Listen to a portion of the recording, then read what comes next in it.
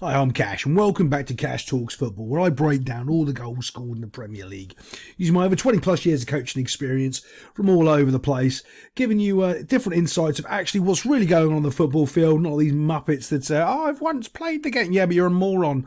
You genuinely couldn't figure out that alcohol's an addictive substance and so's cocaine with loads of money, you idiot, ex-pros. Right, so right now we're going to we're talking about Crystal Palace versus Brighton. And right now with Brighton, you can see how they're set up for this corner. And they've got a whole line of players here. So here's the problem when you've got your line of players like that. You need to stick to your mark. Do not lose them. It's basics, right? I mean, this is something very, very simple. Anytime you've ever run a set play coaching session, you're going to be doing this. If they're doing a trick play, this would be classed as a trick play. You stay tight to your man, because this is the way you get, this whole thing is designed so you lose your player. Watch what happens as this ball comes in. Everybody starts to break. The first guy from the back runs to the front. Generally, the next guy will run over here, and you're going to have at least two people going into the middle. That's generally what you'll do if you're having this little run line. Oh, by the way, I have to call it out because we've got someone standing in the D. Yay! Well done, mate. Well done. And someone's almost trying to mark it. Well done. Yay! Amazing. As it breaks, you can see as it dunk, he gets completely and utterly unmarked. Now the delivery goes in straight into the little spot into the middle here. Generally, the first runners are the ones that people go with. They're genuinely not the ones that the ball goes to. They're the ones that create the space. They go off in different directions, and then the space is created exactly where they started from, because obviously they've run away from a location, so that location now has more space in it. And then it gets free header because they lose their mark. As we watch it from this angle, you're going to see exactly what I'm talking about. Everybody just needs to mark their man. There's one player here who needs to be marking the extra man, because obviously it's their fighting. He's going to go. Let's watch what happens. You'll just see what bosh. Donk goes in. This guy here goes to the near post and to this player and doesn't watch, and he's completely behind both of them unmarked. Look, unmarked behind both of them. Little free header, bosh, in we go. It's that simple. You can see from this angle the extra space that he's got that has been created. Yeah, and the guy's close, but he's not close enough not to win a header. He's got to be much tighter than that. Okay, right here we're going to look at this, and I'm not 100% sure if this player is pointing this out, but I think he is, and he's also terrible at the football. Again, it comes from poor coaching sessions. I've seen it so many times. Oh my God. You can't have players doing things like this, but they've been taught to do this in sessions, and it's just terrible, right? So watch this guy. Watch this defender here, right? As he's moved forward, he starts pointing. Instead of winning the ball, he's pointing. What are you telling someone to go down the line for? What are you doing? Remember the rule I always point out. The minute some idiot is telling someone what to do with their hand up in the Premier League, someone's about to score a goal. It's just always the way. Why? Oh God, look. It goes down to a psychology region, and this is why lots of coaches don't know what the hell they're talking about, because they just don't have the capacity to understand it. So when you're talking about something like this, is you're not giving your 100% onto your task. Your task is to stop the ball, win the ball, try to get the cross, and figure all those little things, idiosyncrasies that you're trying to do at the same time. If you take 20% of your brain power and start telling somebody else what to do, you're not focused 100% on that. And no one at this level in the Premier League, if someone else is like putting only 80% in effort when you're putting in 100, you're going to beat them, right? And that's what's happening here. So this guy sees that guy doing that. By the way, one of the other things, if you've done this when you run sessions, the minute someone points their arm and do that, that's the way you run to, because they think that they've got the other side covered. It's just embarrassing. This guy then ends up sitting there, fronting him up. He's still pointing. Go down there. Yeah, so he goes into the space and he gets his cross on. And in comes this terrible cross. Right, but not only that, right, think about this. He's told that player to go down there. One, the player hasn't gone down there, so there was no point in doing it. Two, he ended up running down there anyway. So what are you doing? Again, it's stupid, wasted movements. And one of the most important things if you want to become a good coach or a good player is you do not have wasted movements. If you play video games and you know high quality MMOs like StarCraft 2 or Dota 2, it's all about your microing, like making sure that you don't have a millisecond wasted. That's the exact same thing there when you're thinking on the football field. You cannot waste a millisecond trying to tell somebody else what to do when you can do it. And that's what he's done. This looping ball comes in though to the back post, and again they're beaten by a header. It's not a strong header. It is on the Brighton side, but not on the Crystal Palace side. Watch this, Bush. There's no real sort of conviction to go up and win that. He gets sandwiched by two players. and they just go put it right into the corner. And I like this reaction from this man because it means he actually cares, and he's going, what are you doing on the back post? Because that ball was so simple to defend because it's a looping ball. There's no power on it. The guy's got to generate the power, and if you can challenge his run and challenge him when he jumps to generate the power, you can help take the power off it. That gives the keeper a chance to save the ball or just win it yourself. Before we move on, as normal, Cash has found something else to yell at people about. Right, did you see that distance there? That is way too far apart. He has to be closer. That's why he's able to get his cross in so much. Now, what I'd normally do is I'd normally draw a line here and explain that this is this space and this is his space here, and we do that, right? And you have this little square. That's what we talk about. And if he's crossing from this zone here. So you have to try to defend that zone there. The only way you can defend that zone is if you, look, he's not even in this zone here. He can't go from that zone to that zone to defend it because he's too far away.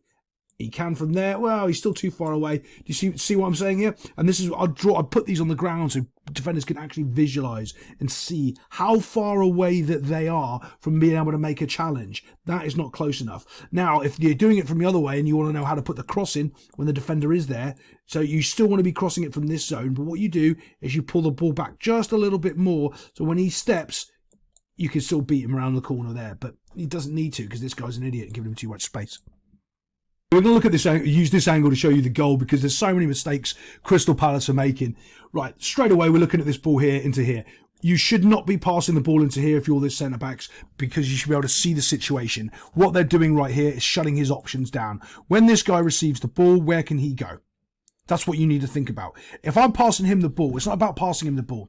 Remember that. When you're doing these situations, you've got to be thinking at least 2 moves ahead. And if you're not, you're an idiot. Like, genuinely, you're an idiot. You shouldn't be playing football at this level. So he needs to be thinking, okay, when I give it to him, where's he going next? Okay, well, what's his next pass? Because right now, the only pass that he's got is to here. Right, that's it. If he can get out there, and he's got to do it really, really quickly, because you know, the immediately as soon as you pass this ball into there, he's going to be under pressure there. He's going to be coming across to cut this ball out here, and he's going to be coming to cut the ball out there. He can't play it to him because this guy's going to be basically going to give him a hospital ball, right? He can go to here if he's really quick. Boom, boom. And actually, his right pass should be to here. If this guy's a good player and he wants it on his feet and he's giving it to there, fantastic. You know, in, out, and then down to the line. That's exactly what he should be looking at doing. Or this centre-back, if he should know how good this player is. If he's not good enough, he needs to be giving it to him to put down that line there. But what ends up happening is this, because this ball here, remember, okay, a couple other things. He can't give it back to the centre-back because these 2 players are going to cut it off. He can't give it to this guy here because these 2 players are going to cut it off. So his options are very limited when this ball comes in. This is when I talk about what's called a dynamic pressure pocket. That's what's happening. The dynamic pocket is forming as they're waiting for the pass. They know that they're going to try to pass the ball through him, so they're slowly squeezing all of his options to make it almost impossible for him to make another move. So as this ball comes in here, Bosch, he has a little look, and that's his first pass there. He knows, right, okay, that's where he needs to go. As he turns, he sees he can't pass it to him. Now he's in trouble. And here's the problem. He's not good enough or quick enough of mind to go, rubbish, I've got to play it, right? He tries to get himself out of trouble and he gets caught. Do you see that 1 millisecond there when he goes, he turns and he thinks, right, I'm going to pass it to him. Watch, go. There it is. Okay, I'm going to make that pass. It's too late. Lost the ball. That's how fast the decision making has to be, and that's how good you have to be at this level. All of a sudden now, the one mistake into there, see, here's the problem. They'll all blame that defensive midfielder. And you're not wrong. He should have done it quicker. But the first setup pass was from the centre-back, not seeing that this pocket was forming already, not seeing that they'd already laid the little trap to catch the ball there, and they fell straight into it. Brighton are off to the races. First pass straight in to the furthest person that they can. Furthest person forward. Boom. Touch. Turn. Love it. Now, does he pass it straight away? Yes. Boof. Great turn. Now what does he do? Now remember, the same centre-back that made the mistake in the first place, passing the ball out. Does he redeem himself or does he look like a muppet? Chances are he's going to be a muppet. It's the Premier League. Right, and he goes to ground. Look, he doesn't even try to block the shot properly. He gets done by just a weak attempt of a shoulder fake, and he puts his back to it. I mean, it's just awful. Awful. He doesn't even want to be there. I mean, what's he doing? He's not looking at the ball. He's thrown himself to the floor. It's terrible.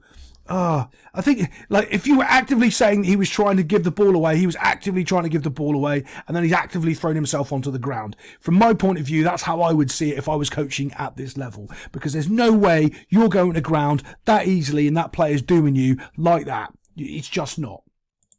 Obviously, the space forms in behind now because he's on the ground, but I do like this little shifty pass in here. Bosh, finish into the top corner. All over there. Brighton set Crystal Palace up to try to pass out of the back, counter-attack and score the goal, and that centre-back helped them every single step of the way. So this is the advantage of changing the perspective of where the ball's getting crossed in from the corner. Guy's got it. He's going to play it back here and do a little whipping. I quite like this bump because he's doing it, pretty quick. And now, so watch what's happened. This little guy here has lost his little marker. He's been lazy. Remember what I'm saying, about 2 seconds, if you're lazy, someone's free, there's going to be a problem at this level, and there is. Look at this. Bosh, straight in. Look at the separation. Look at the distance. He's backing up. He's not close enough to the player. He thinks he's going to be okay to challenge for the header, but the quality of the ball is just too good, and it's on the money. Straight onto the striker, who flicks it into the corner.